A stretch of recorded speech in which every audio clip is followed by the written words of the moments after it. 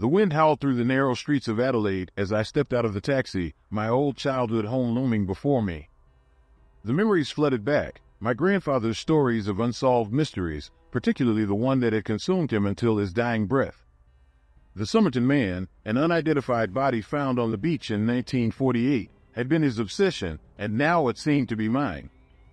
I paused at the threshold, the journal in my hand heavy with the weight of inherited secrets.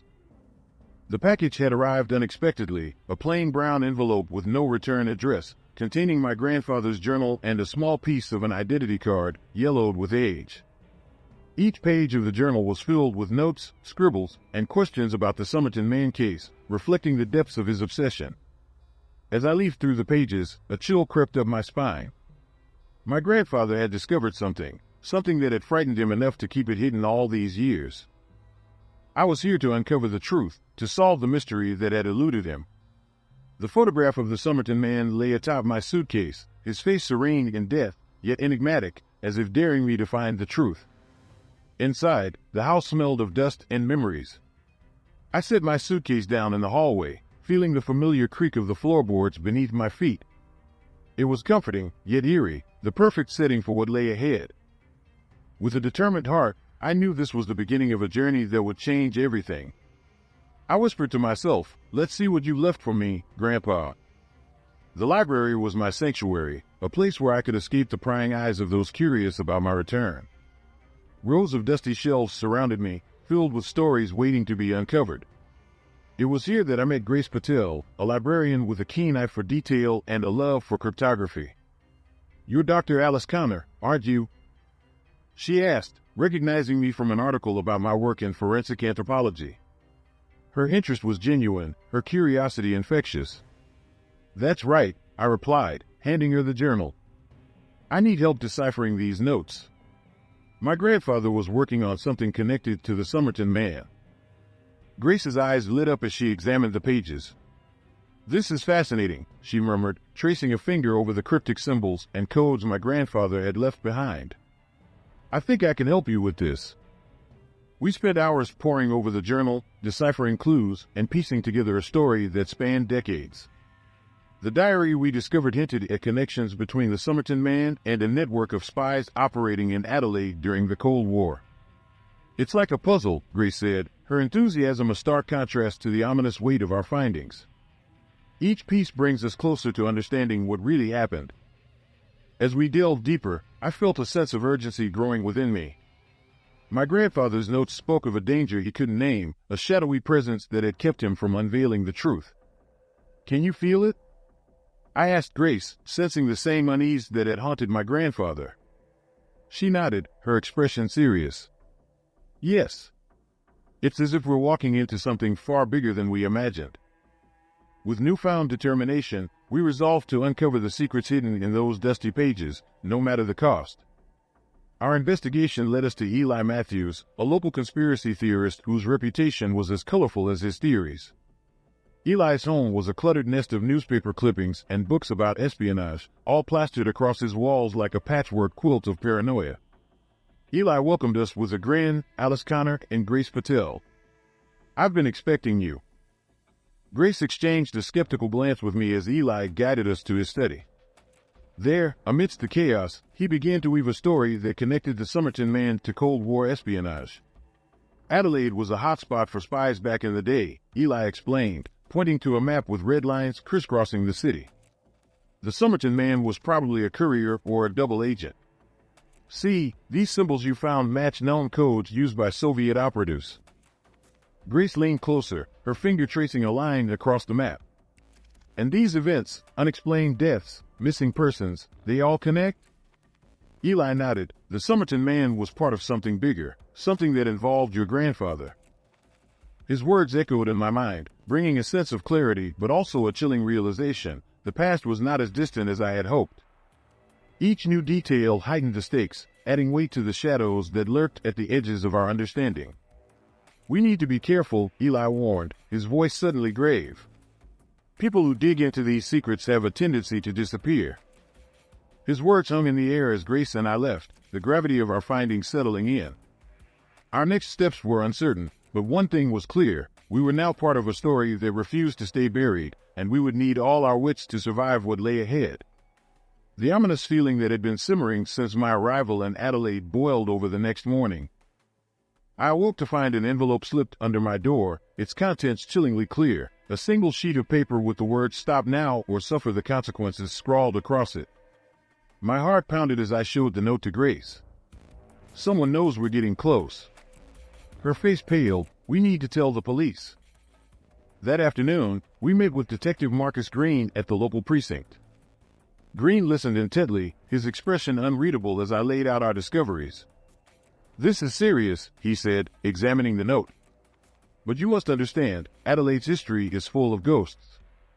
Some things are better left in the past." I sensed hesitation in Green, a reluctance that could stem from disbelief or perhaps knowledge he wasn't ready to share. Yet I had no choice but to trust him, hoping he might become an ally in our quest for truth. Returning home, I felt the weight of unseen eyes upon me, a constant reminder of the danger lurking in the shadows. Strange noises echoed through the empty house at night, and I found myself jumping at every creak of the floorboards. Grace stayed vigilant, her mind focused on the task at hand, even as paranoia tightened its grip. "We can't stop now," she insisted, her determination unwavering. "We've come too far to turn back." Together, we delved deeper into my grandfather's notes, searching for anything that might give us an edge. As the days passed, the sense of impending doom grew stronger, pushing us toward a confrontation that promised to reveal the hidden truths of the past and the risks that came with them. A week later, a breakthrough emerged from an unexpected source, a letter hidden among my grandfather's old correspondence. The letter detailed the location, a forgotten Cold War bunker on the outskirts of Adelaide. It was a place mentioned in his journal, a piece of the puzzle I hadn't yet connected. Grace, Eli, and I made our way to the site, a nondescript entrance half buried by years of neglect. With bated breath, we descended into the darkness, flashlights cutting through the dust-laden air. Inside, the bunker was a relic of another era, rusted equipment and faded documents littered the floor. But amidst the debris, we discovered files that detailed covert operations and coded messages, the inner workings of a spy network operating under the radar. As we pieced together the significance of our findings, footsteps echoed down the corridors. We turned to see menacing figures emerge from the shadows, members of the organization determined to keep these secrets buried. "You're trespassing," one of them growled, blocking our escape. "This ends here." Fear clawed at me, but adrenaline sharpened my resolve. We had uncovered the truth, but now we had to protect it. Thinking quickly, I slipped the most critical documents into my coat, determined to carry them out if it was the last thing I did. As we prepared for a standoff, the realization set in: this was a battle between past and present, a struggle to expose the truth that refused to stay hidden. The air in the bunker crackled with tension as we faced our adversaries, each moment stretching into eternity. My heart pounded with fear, but the truth was within reach. I couldn't let it slip away now. In the dim light, I locked eyes with their leader, a man whose presence seemed to embody the weight of untold secrets. "We know what happened here," I said, my voice steady despite the danger. "The world deserves to know." His expression flickered between anger and something almost like respect. "You have no idea what you're dealing with," he replied, a warning and a threat combined. But Grace and Eli stood firm beside me, their resolve bolstering my own. Together, we formed a barrier of determination against the forces of silence and oppression. With quick thinking and a dose of bravado, we devised a plan. Using a makeshift distraction, Eli created chaos among our adversaries, allowing us a chance to escape with the documents that could finally expose the conspiracy. As we burst into the sunlight, I felt the burden of truth lift from my shoulders. The past could no longer hold its power over us. The truth was free, and with it, justice was within reach. Later, as we handed over the documents to the authorities, I realized that the Summerton man's story, my grandfather's story, would finally be told. It was an ending, but also a beginning, a chance to uncover even more of the secrets lurking in history's shadow. In the days following our escape from the bunker, Adelaide was abuzz with the revelations we had uncovered. The story of the Summerton man, once a mystery shrouded in silence, now dominated headlines as the public clamored for answers. The documents we retrieved were meticulously analyzed, unveiling a tangled web of espionage that had persisted in the shadows for decades. The authorities swiftly acted on the evidence, making arrests and exposing the organization that had operated under the guise of secrecy. It was a vindication for my grandfather, whose instincts had been right all along. Standing on the beach at Summerton Park, I felt a sense of peace knowing that his legacy would be one of truth and justice. The waves lapped gently against the shore, and I imagined the Summerton man finally at rest, his story known to the world. "Your grandfather would be proud," Grace said, standing beside me as we watched the sunset paint the sky in hues of gold and crimson. "Thanks to you both," I replied, grateful for their unwavering support. Eli's theories and Grace's expertise had been invaluable, proving that our collective strength had been key to unraveling the mystery. As we turned to leave, I felt a newfound resolve take root within me. The Summerton man's case had opened a door to countless other untold stories, each one a chapter in the complex tapestry of history. The whispers of the past were no longer something to fear. Instead, they beckoned with the promise of truth yet to be discovered. With the Summerton man's mystery resolved, life in Adelaide began to return to normal, or so it seemed. I returned to my work in forensic anthropology, content with the knowledge that we had brought justice to the forgotten.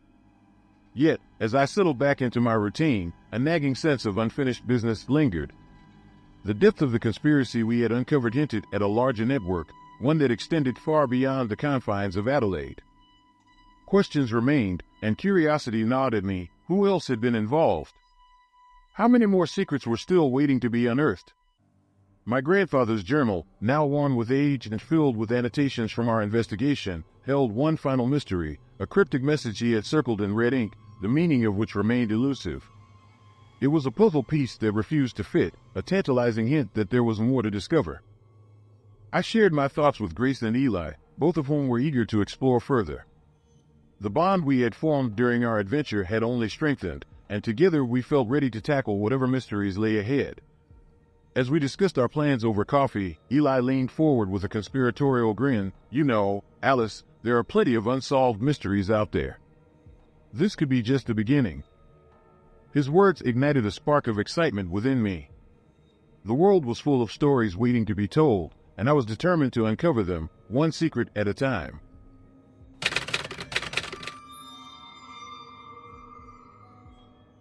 My name is Emily Chan, and I've always believed in the transformative power of fashion. To me, a garment isn't just fabric stitched together, it's a story waiting to be told. The bustling heart of Toronto's fashion district is my stage, and I'm determined to make my mark. Tonight is the high-profile fashion show at Maison Heart, where I intern, and the air is electric with anticipation. The models strut down the runway, their silhouettes cutting through the air with a grace I can only aspire to. But something is off. The last model, a striking redhead in a midnight blue gown, steps onto the stage. Her movements are fluid, almost ethereal, until she stops suddenly. I watch, heart-pounding, as she glances toward the audience, her expression a mix of fear and confusion. Then, as if a curtain falls, she vanishes, leaving only her gown crumpled on the floor. Whispers ripple through the crowd, but I can't tear my eyes away from the stage. I approach the discarded dress, heart racing. Something glimmers in the dim light, a strange symbol sewn into the hem of the fabric, its intricate loops and lines forming a pattern I can't decipher. This is more than a design choice, it's a message. The air feels heavy with secrets, and I know this mystery is far from over. The show ends in chaos, and I am left with questions that refuse to be silenced. What happened to the model, and what is the meaning behind this symbol? As the lights dim and the crowd disperses, I find myself drawn into a world where beauty and danger dance hand in hand. The following morning, I sit across from Sophie Hart, the creative force behind Maison Heart. Her office is a study in controlled chaos. Sketches and fabric swatches litter every surface. I recount last night's events, my voice steady despite the unease churning inside me. Sophie listens, her eyes narrowing at the mention of the symbol. She dismisses my concerns with a wave of her hand. "Emily, it's probably just an old mark from the fabric supplier." But I see a flicker of something in her eyes, worry, perhaps, or recognition. Determined not to be brushed aside, I leave her office with more resolve than before. On my way out, I bump into Detective Mark Lawson, a retired officer with a reputation for solving impossible cases. He's visiting the fashion house for a charity event. I mention the model's disappearance, and his interest peaks. Later, over coffee, Lawson shares stories of other unsolved vanishings, each linked to a garment from Maison Heart. It's unsettling to think our designs could be connected to something so sinister. Lawson, intrigued by the case, offers to help. We agree to share information, each of us hoping for answers. Back at the studio, I examine the symbol once more, tracing its contours with my fingers. It's not just a design, it's a puzzle begging to be solved. My instincts tell me this is only the beginning. As I leave for the day, a sense of foreboding settles over me, as if the city's shadows are whispering secrets meant only for me. Tomorrow, I will visit the archives. I need to know more about Maison Heart's history and the dark threads weaving through its past. I'm determined to unravel this mystery, no matter where it leads. The archives at Maison Heart are a hidden gem, buried beneath the main building like a forgotten trove of secrets. I descend the narrow staircase, my footsteps echoing in the silence. The dim light flickers above, casting eerie shadows on the dusty shelves lined with boxes and ledgers from decades past. I start by combing through old design sketches, searching for the symbol that haunts my thoughts. Hours pass as I sift through yellowed pages and faded ink, and finally, I find it, the same intricate pattern woven into garments from collections dating back over 50 years. The realization hits me like a cold wave. This symbol isn't just a recent addition, it's a legacy. Rumors of the cult of eternal elegance surface in the margins of old newspapers, whispering of an elite group obsessed with beauty at any cost. I shiver as I read accounts of models and designers mysteriously vanishing throughout the years, each incident linked to garments bearing the same mark. Returning to the surface, I confront Sophie. Her defenses crumble as I press her for answers. Emily, she admits, there are things you don't understand. The fashion world, it's not all glamour and glitz.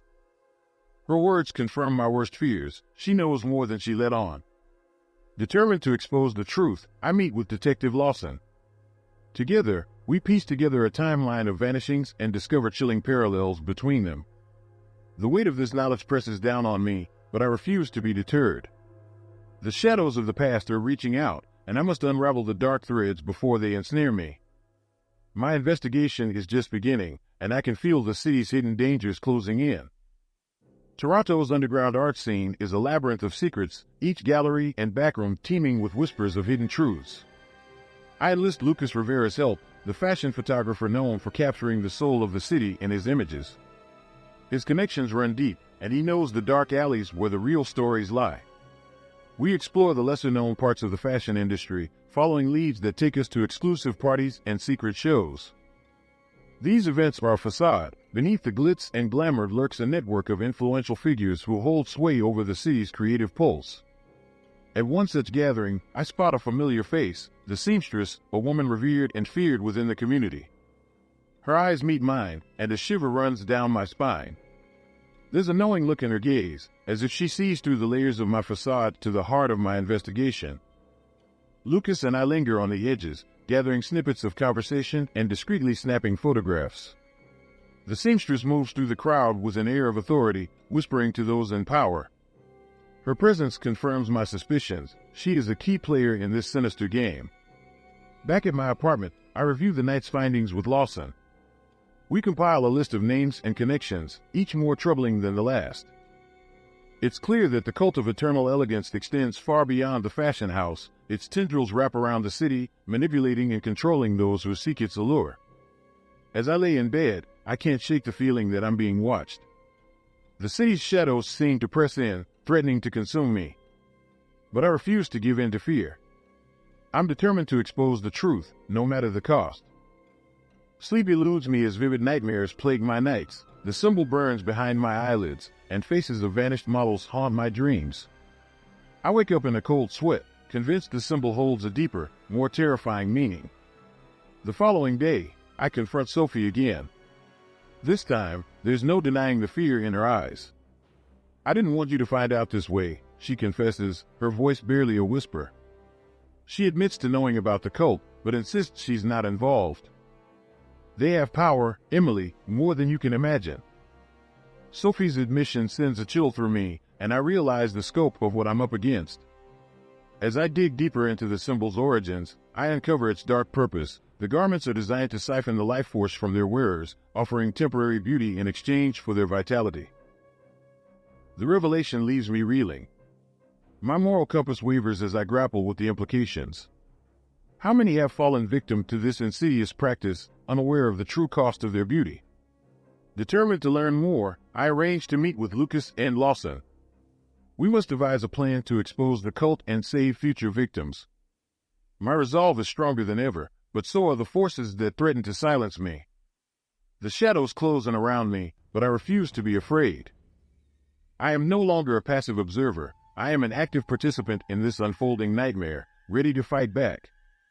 Lucas and I infiltrate a secret fashion show rumored to be hosted by the cult. The venue is hidden away in an abandoned warehouse, a stark contrast to the lavish events I'm used to. The air is thick with anticipation, and an undercurrent of unease runs through the crowd. Models glide down the runway, each wearing garments adorned with the symbol. As the show progresses, one model falters, her skin growing pale and her movements sluggish. I watch in horror as she collapses, the life seemingly drained from her body. Gasps ripple through the audience, but no one moves to help. I lock eyes with the seamstress, standing at the edge of the stage with a satisfied smile. It's her handiwork, her design, feeding off the model's vitality. Rage simmers within me as I realize the depth of her manipulation. Determined to confront her, I weave through the crowd, but she slips away before I can reach her. Instead, I manage to overhear fragments of a conversation between two cult members, revealing a meeting place and time for their next gathering. Back in the safety of my apartment, I share the night's events with Lawson and Lucas. We formulate a plan to crash the cult's meeting and gather evidence to bring them down. I am driven by a fierce determination to end this nightmare. The cult's influence may be far-reaching, but they have underestimated me. I refuse to be another victim in their twisted game. Our plan is set. Lawson, Lucas, and I prepare to infiltrate the cult's meeting, armed with hidden cameras and recording devices. My heart races as we approach the location, an unassuming storefront in a quiet part of town. The shadows cling to the walls like ghosts, and I shiver, feeling their cold embrace. Inside, the atmosphere is charged with tension. The cult members gather in a circle, the seamstress at their center. Her voice is soft yet commanding. Tonight, we honor our ancestors and the gifts they have bestowed upon us. Suddenly, a hand clamps over my mouth, dragging me into the darkness. I struggle, but it's no use. The cult members have discovered our presence. Lawson and Lucas are captured too, and we are brought before the seamstress. Her eyes gleam with a predatory light. You had such promise, Emily. You could have been one of us. She offers me a choice: join them and embrace the power of the garments, or face the consequences. Fear grips me, but I refuse to be swayed. I know the truth now, and I will not be silenced. The cult's grip tightens, and I realize the depth of my resolve. I will fight back, no matter the cost. Desperation fuels my actions as I devise a plan to escape our captors. The cult members are distracted by their ritual, giving me a chance to signal Lucas. With a swift nod, we execute our escape plan, using the chaos of the ritual to slip away from our captors. We weave through the darkened room, avoiding the cultists' gaze. Lawson creates a diversion, drawing their attention while Lucas and I gather evidence. I snap photos of the ceremony and capture video footage of the seamstress's sinister speech. As we make our way to the exit, the seamstress spots us. Her voice rings out, "Stop them!" Panic erupts, but we press on, our resolve unshaken. We burst into the night, adrenaline coursing through our veins. The weight of our discovery settles on me, and I realize the magnitude of what we've uncovered. We have the evidence needed to dismantle the cult and expose their dark practices to the world. With the cult hot on our heels, we race to Lawson's car and drive into the night, the city's lights a blur around us. The threat may be far from over, but I am no longer afraid. Armed with the truth, I am ready to bring the cult to justice. The evidence we've gathered is a lifeline, a beacon of hope that can dismantle the cult's influence. Lawson contacts his old colleagues in the police force, arranging a sting operation to capture the cult members in the act. With the plan in motion, I find myself face to face with the seamstress once more. Her eyes burn with a cold fury, You think you can destroy what we've built? Her voice is a venomous hiss, but I stand my ground. The truth will be your undoing, I reply, holding up the recordings as proof of their malevolent deeds. The cult's dark grip has choked the life out of too many, and it's time to cut their threads. As the police move in, chaos erupts. The cultists scatter, but the seamstress remains defiant. I confront her, the weight of the symbol's curse in my hands. In a final desperate act, she tries to wield its power, but the garments, stripped of their victims, unravel in her grasp. She crumbles, a victim of her own greed, and I feel a sense of closure wash over me. The darkness is lifting, and with it, the city breathes a collective sigh of relief. The veil of deception has been lifted. The aftermath of the cult's downfall ripples through Toronto. News of their exposure spreads quickly, and the city is abuzz with the revelation. The cultists are arrested, and the seamstress faces justice for her crimes. In the days that follow, I reflect on the journey that brought me here. My encounter with the cult of eternal elegance has changed me, revealing a strength I never knew I possessed. The fashion industry is forever altered, a new awareness of the darkness that lurked within its seams. Sophie and I reconcile, the secrets between us replaced with honesty and understanding. She promises to steer May's own heart in a new direction, free from the cult's influence. Our bond is stronger for the trials we've faced, and I am grateful for her support. As I walk the bustling streets of Toronto, I feel a renewed sense of purpose. My experience has opened doors to new opportunities, and my career in fashion is on the cusp of something greater. The shadows have receded, but I know they may never fully disappear. Still, I am ready to face whatever comes next, armed with the truth and a fierce determination to protect those I care about. A new dawn is broken, and with it, endless possibilities.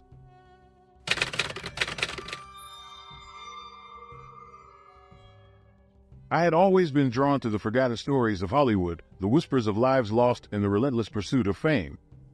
My own career as a filmmaker had hit a dead end, my last few projects failing to capture the magic I so desperately sought. I needed something to revive my passion, a story that would not only captivate an audience, but also restore my faith in storytelling. It was on one of those aimless drives through the winding roads of the Hollywood Hills that I first saw it, the mansion, shrouded in ivy and shadow, as if the land itself was trying to reclaim it.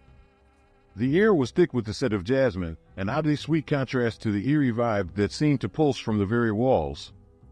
Curiosity, or perhaps desperation, led me to dig into its past. The mansion had once belonged to Evelyn Devereaux, a silent film star who vanished without a trace in the 1920s. Rumors of hauntings and mysterious happenings had swirled around the place for decades, but no one had dared to delve deeper. As I stood before its rusting gates, I knew I had found my story. This was the key to unlocking the next chapter of my career, a documentary that would uncover the truth behind Evelyn's disappearance and the spectral legends that clung to the mansion like a second skin. I had no idea then of the forces I was about to unleash or the shadows that waited to be stirred. But as I pushed open the gate and felt the cold shiver of the unknown, I knew there was no turning back. The deeper I dug into the history of Evelyn Devereaux, the more intrigued I became. She had been the darling of the silent film era, a woman of grace and mystery who had captivated audiences with her haunting performances. But it was her sudden disappearance that had turned her into a legend, a ghost story whispered among the elite circles of old Hollywood. With renewed determination, I set about gathering as much information as I could. The mansion itself was a treasure trove of artifacts, old film reels, forgotten scripts, and letters that hinted at a life more complicated than the tabloids ever suggested. It was here that I first encountered Jamie, a skeptical yet curious paranormal investigator who had heard of my project through mutual acquaintances. Jamie was not one for ghost stories, but had a keen interest in debunking myths. Together, we formed an unlikely partnership, me with my camera and ambition, Jamie with their equipment and skepticism. Our goal was simple, to document the unexplained and, perhaps, finally put to rest the rumors surrounding Evelyn's fate. The first night of filming was uneventful, the mansion silent but for the creaking of old wood and the rustling of the wind through the trees. But as we reviewed the footage, something caught our attention, a fleeting shadow that seemed to flicker across the screen and a whisper so faint it was almost imperceptible. It was enough to send a chill down my spine. Jamie remained doubtful, Yet even they couldn't entirely dismiss the possibility of something beyond our understanding at play. The evidence was thin, but it was the start, a small crack in the facade that we hoped would lead us to the truth hidden within the walls of Evelyn Devereaux's lost world. Evelyn's presence seemed to linger in every corner of the mansion, a silent guardian watching over her once glorious domain. When I interviewed Evelyn's last living friend, another former starlet who had faded into obscurity, her stories painted a picture of a woman trapped by fame and haunted by secrets too dangerous to reveal. It was during this interview that things took a turn. As I reviewed the footage, I noticed something unusual, a faint, ghostly figure hovering just behind Evelyn's friend, her eyes fixed on the camera as if pleading to be heard. The whispers were there again, clearer this time, an unsettling chorus that seemed to echo her sorrow. Jamie was fascinated. Maybe there's more to this than just old stories, they mused, replaying the footage. For the first time, I saw a flicker of belief in Jamie's eyes, the beginnings of a shared understanding that something otherworldly was reaching out from the past. With every new discovery, the mansion seemed to come alive, doors creaked open on their own, lights flickered, and the air grew colder, pressing down on us with an intensity that made it hard to breathe. Evelyn's spirit was trying to communicate, urging us to delve deeper, to unearth the truth she had been forced to hide. This was no longer just a project to revive my career. It had become a mission, a calling to bring closure to a story left unfinished and give voice to a soul trapped between worlds. Our late-night sessions in the mansion became more perilous as time went on. The atmosphere grew increasingly oppressive. The once faded wallpaper now seemed to shift in the dim light, forming shadows that moved like figures trapped in a silent dance. Jamie and I found ourselves navigating the house with growing unease, aware of eyes watching us from the darkness. I felt the mansion's history tugging at me, a siren call that was both thrilling and terrifying. I became consumed by the mystery of Evelyn's disappearance, determined to uncover every hidden corner and secret passage. I was convinced that the answers lay within the walls, and the shadows knew we were close. The crew, however, began to falter. Some quit, unnerved by the unexplained phenomena and whispers that echoed in the halls. Equipment malfunctioned inexplicably, and tensions rose as fear began to take its toll. Jamie and I argued frequently. I was driven by the urgency of the story, while Jamie worried about our safety and questioned my motives. Is this really about Evelyn, or are you chasing ghosts to save your own skin? Jamie demanded one night, their voice cutting through the silence like a blade. Their words struck a nerve, forcing me to confront my intentions. But I knew I couldn't stop, not when we were so close. The truth was within reach, and I was determined to unravel it, even if it meant confronting the darkness both within the mansion and myself. It was during one of our exploratory sessions in the mansion's dusty attic that we stumbled upon a hidden door. It was cleverly concealed behind a tapestry, its edges barely visible in the dim light. My heart raced with anticipation as we forced it open, revealing a narrow staircase leading into the bowels of the house. Descending into the darkness, we found ourselves in a long-forgotten room filled with relics of Hollywood's golden age. Posters, photographs, and awards lined the walls, covered in layers of dust. In the center of the room stood a vanity, its mirror cracked and tarnished, reflecting a time lost to the ages. Evelyn's ghostly presence was palpable here, an oppressive weight that pressed down on us with every breath. It was then that Evelyn's friend, who had insisted on joining us, gasped. She recognized the room as the site of a secret gathering she had witnessed decades ago. A gathering of powerful Hollywood elites, shrouded in secrecy and whispers of occult rituals. The pieces began to fall into place. Evelyn had uncovered something sinister, something that had cost her life. My mind reeled with the implications as we discovered letters hidden in a drawer, penned by Evelyn herself. They hinted at her intention to expose the truth and her fear of what might happen if she did. Jamie and I exchanged a glance. We had to bring this story to light, but doing so would mean confronting forces that had long kept these secrets buried. The discovery of Evelyn's letters filled me with a sense of urgency, a need to reveal the truth that had remained hidden for far too long. Yet, as the nights grew darker and colder, the mansion's presence became more aggressive, as if wanting us to abandon our quest. Determined, Jamie and I decided to spend the night in the haunted room, hoping to capture definitive evidence of Evelyn's spirit and the forces that had silenced her. Armed with cameras and audio equipment, we settled in for what promised to be a long and harrowing vigil. It wasn't long before the temperature dropped sharply, our breaths visible in the icy air. The atmosphere thickened with a foreboding energy that made every sound seem magnified, every creak of the floorboards, every rustle of the curtains. The whispers returned, more insistent now, as if urging us to understand. Then she appeared, a translucent figure with sorrowful eyes, standing before the vanity. Evelyn's apparition seemed to plead with us, her gestures frantic and her gaze locked onto mine. Her presence overwhelmed me, a tidal wave of emotion and desperation that left me breathless. Jamie fumbled with the camera, capturing every moment, while I fought to maintain my composure. The realization struck me: Evelyn needed us to finish what she had started, to bring justice to her story and peace to her restless spirit. As the sun began to rise, the shadows retreated, leaving us with the weight of what we had witnessed. Our task was clear. We had to confront the darkness that had claimed Evelyn's life and ensure her voice was finally heard. Determined to honor Evelyn's legacy, Jamie and I prepared to confront the mansion's darkest secrets. Armed with Evelyn's letters, we pieced together the story of her disappearance, a tale of betrayal, power, and a ritual meant to bind her silence. The mansion had been a meeting place for Hollywood's elite, a place where secrets were shared and alliances forged. Evelyn had discovered their darkest pact and had paid the ultimate price for her courage. It was time to expose the truth and set her spirit free. As night fell, we returned to the hidden room, our resolve stronger than our fear. The air crackled with energy as Evelyn's apparition materialized once more, her eyes filled with a mixture of fear and hope. I spoke to her softly, assuring her that we would tell her story with honesty and respect. The atmosphere shifted, the shadows gathering for a final confrontation. It was as if the mansion itself fought to keep its secrets buried. But Evelyn's presence seemed to grow stronger, bolstered by our determination. With Jamie capturing every moment, I read aloud from Evelyn's letters, each word a step toward breaking the curse that had held her captive. The air grew warmer, the shadows retreating as the truth emerged. We felt a profound peace settle over the room as Evelyn's spirit finally found rest, her story no longer silenced by fear. With Evelyn's story finally revealed, the mansion seemed to exhale, its oppressive weight lifting as sunlight streamed through the cracked windows. We knew our journey was far from over, but the hardest part had been achieved, giving voice to a story that had been silenced for too long.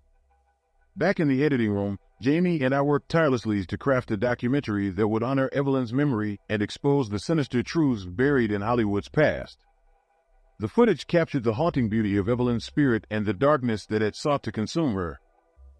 The documentary premiered to critical acclaim, sparking a conversation about the forgotten histories hidden beneath Hollywood's glittering surface.